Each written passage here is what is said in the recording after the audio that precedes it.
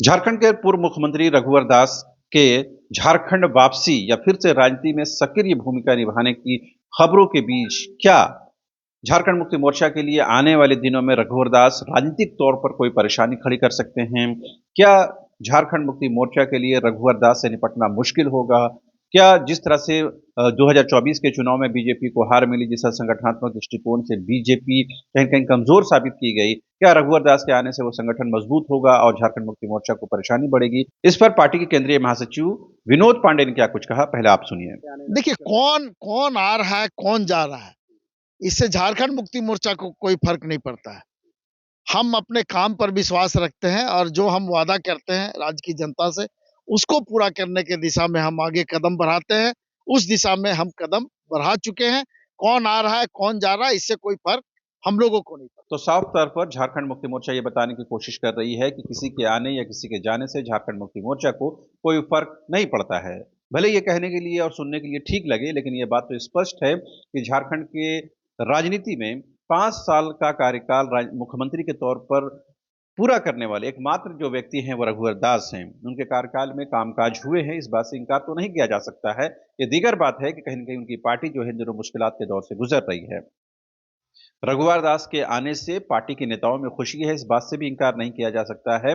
कांके के पूर्व विधायक समरी लाल इस बारे में क्या कुछ कहते हैं, पहले वो आप सुनिए।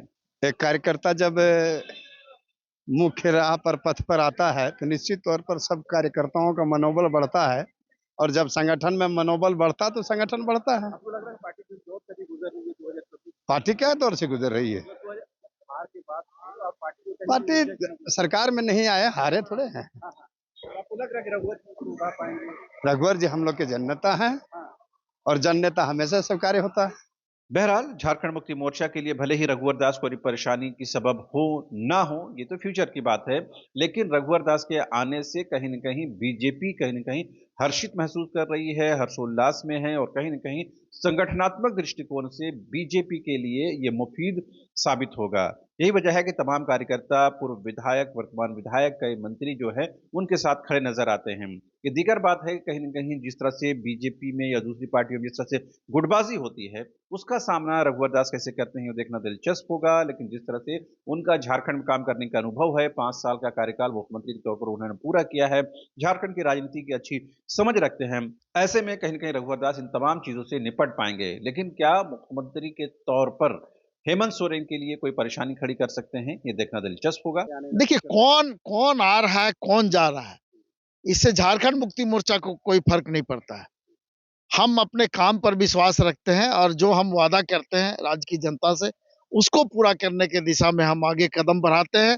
उस दिशा में हम कदम बढ़ा चुके हैं। कौन आ रहा है कौन जा रहा है, इससे कोई फर्क हम लोगों को नहीं पड़ता।